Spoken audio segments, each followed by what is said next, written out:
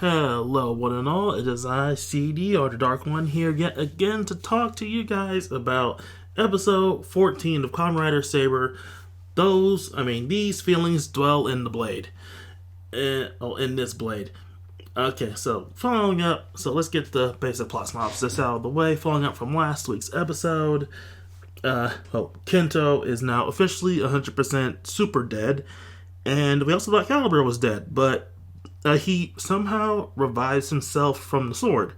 Disaster goes to pick up his sword, and he just reforms in his Jaku dragon form. We don't know if this is the power of the sword or if it's the power of Jaku dragon. It's just something Calibur can apparently do. Both heroes and villains are kind of mystified about what to do next. Our heroes are kind of in a funk about Kento's death, before Toma basically rallies them all together to get back out there and fight to restore the balance of the world and do something about that book flying over everything. At the same time, the villains are like, hey, the book's here, but there's a flame shield around it and we can't get to it. They're like, look, the flame shield will pass. We just have to secure our routes to the book and we're good. And so, they head out. They don't even summon minions this time. They're just going out themselves. Oddly enough, Disaster, while present, doesn't actually go out to fight on his own. He's just observing the fighting, meaning he might have his own plans, or is just really into fighting because it's a very fight-heavy episode.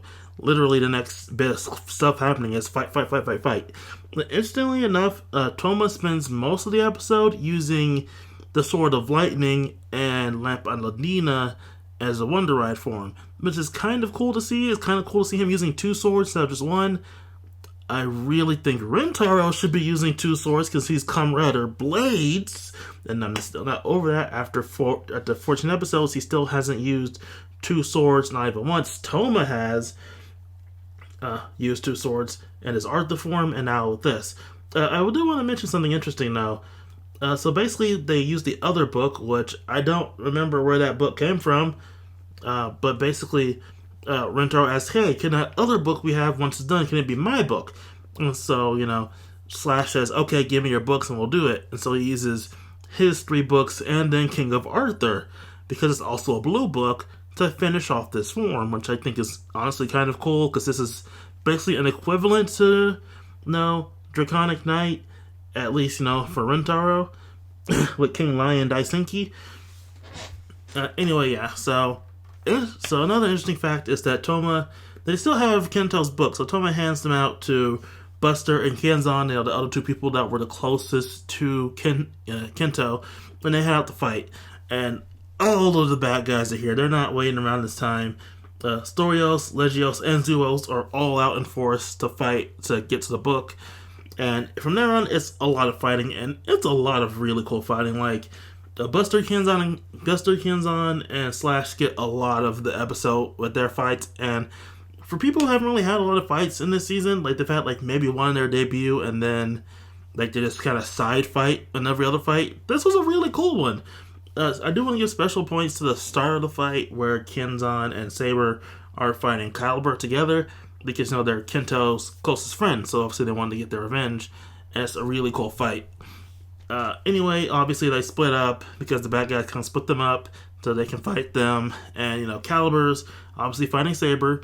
So you have these 3 fighting the 3 villains, and then they trade their respective Wonder Ride books and trade opponents.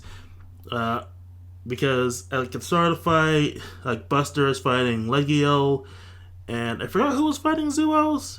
But by the midpoint, Kenzan's fighting Legio, and Buster's fighting Zuos, and Slash is fighting Storios. And there's a really cool moment where Storios uses this kind of oh, guess which one's the real me thing. It's oh, I can fucking hear you. And I'm like, oh, that's right. Slash has really good hearing, and that's a really cool plot point that keeps playing off in most of his fights.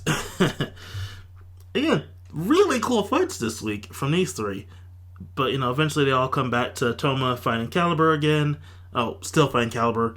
Calibur seems a bit weaker because he's not fighting him in his Wonder Ride form or his full combo. He's just using a standard Wonder Ride form. Yes, it is Lamp on Landina, which is a base form book but still to him it's just a Wonder Ride form.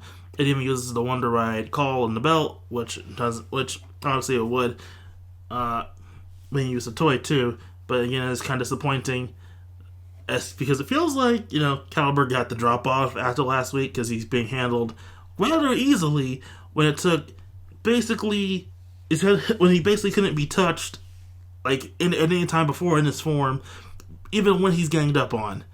Like, it feels like he got the power down. Maybe because the revival did something to him. I don't know. But yeah, he feels a lot weaker in this episode because he's not struggling, but he's getting hurt with their attacks, and this is kind of disappointment. Anyway, the three Megiddo hold off the heroes, and Calibur rushes off to go up in that book, which is opened up and is, I guess, spilling out the Wonderworld, because we get to see some of the Wonderworld stuff showing up in the sky. Which, obviously that won't be good, especially because Calibur got in the book first. But, so they're holding them off.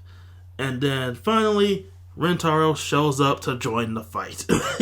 With his new power-up, Lion Daisenki. And I'm going to be honest, in comparison to Superform suits, I honestly like Lion Daisenki a little bit more than Draconic Knight. Like, it just looks like a bit more of a cooler form to me. It could just be the extra detail on the suit and the cannons on the side. It could actually remind me of Blastoise, and I like Blastoise. I mean, Charizard is still all the way, but still I like Blastoise. Anyway, yeah, so it could just be that. It could be a number of reasons why I really like this suit, but again, I really like this suit. So, we have... so he basically manhandles all three of them, or at least he pushes the three away so Toma can use King of Arthur. He hands him back King of Arthur so he can go into the book, and uses Eagle to fly into the sky, and I didn't know Eagle could do that, but I guess we're just doing whatever now. And so, he uses Eagle to go up into the sky and into the book, which ends the episode. So this episode is very much meant to be part of a two-parter. Technically, you say this is a bit of a four-parter, starting with Kento's big injury from Calibur, or Calibur getting Jaku Dragon, which made this 5 episodes. Sophia's still missing, by the way. It's been 5 episodes, and no one has mentioned her being there at all, or her lack of presence at all. I kind of find that funny. And I even throw a line like, hey, I know important stuff's going down, but I haven't seen Sophia in a few days. It's kind of funny how little they notice that she's there, which shows to show how little both her and Mai has done. They notice Mai a bit more because, Mai has her thing with Rintaro, which I don't know if she likes him like that or not, but the strong hint she might. Although, yeah, a lot of people do say Mai is annoying, and I see that. I really do, especially since she has some moments in this episode that are kind of annoying. I still like her personality bouncing off Rintaro, though, and I really want her to do something outside of just be the cheerleader. It feels like we got a really major downgrade in Kamen Rider Girls when the last one was literally a robot. Okay, anyway, we're off topic again. We're going back to the episode. Overall, again, fight heavy episode. I really liked this episode. I like Lion Daisenki. Honestly, Lion Daisenki, despite it being the big thing from last week's episode, next episode trailer, it's such a small part of the fight. Oh, also, Lion Daisenki can transform into a lion, so, Rintaro has gone from riding the lion to now being the lion. And there's a Beast Wars joke in there somewhere, especially because of the not that great CGI. Oh, also, in his lion beast form, he destroys the darkness pillar, which I don't know if that's going to affect anything or not. The book is already present, so it's a toss-up if that'll actually affect the book or not, or if that'll do anything into the inside of the book, or maybe it'll stop Calibur's plans in the end, which they probably should have accounted for people destroying the pillars. But yeah, he destroys the darkness pillars, and we don't know the ramifications of that until probably later, not even next episode, maybe the episode after. If that'll be brought up at all. It could have just been a cool visual shot, which I would still appreciate because I do like this form, and I do like the Beast Wars jokes that could eventually be spawned from it. He's the lost transformer. He transforms from a humanoid form to a beast form. It's like it was written for a Transformers joke in there somewhere. Anyway, I keep saying that. Anyway, again, fun episode. This is a quick one. Again, it's mostly fighting, and it's really hard to talk about fight-heavy episodes because it really boils down to, oh, that was a really cool shot. That was a really cool shot. I feel like the power scaling is a bit off, but that was a really cool shot. And it's kind of hard to do that without using visual footage. And then Toei's ban hammers like to swing down at you if you do that. And I don't want to piss off Toei because they are a massive evil conglomerate. Okay, they're not a massive evil conglomerate. They're not Disney. They're just really annoying on YouTube. So, yeah, quite heavy episode. That's a plus. Ramifications for Kento's death, another plus. The plot going forward, which is a major plus. Still no mention of the missing character that has been missing for 5 episodes. Gonna minus that by 5 points just for that. Because you think someone would acknowledge it by now. Yes, again, I know stuff is going on. But Sophia was written to be a super important, like, the Zordon-esque figure. If Zordon was missing, the Rangers would have been all over that shit. Even with Rita and Zeta were attacking the planet at the same time, they would still have in the back of their minds, hey, Zordon's gone. Or they would mention, hey, Zordon's gone. We should look into that when we have the moment. Or at least I was saying, hey, Billy, look into why Zordon's gone and we'll handle Rita's monster for right now.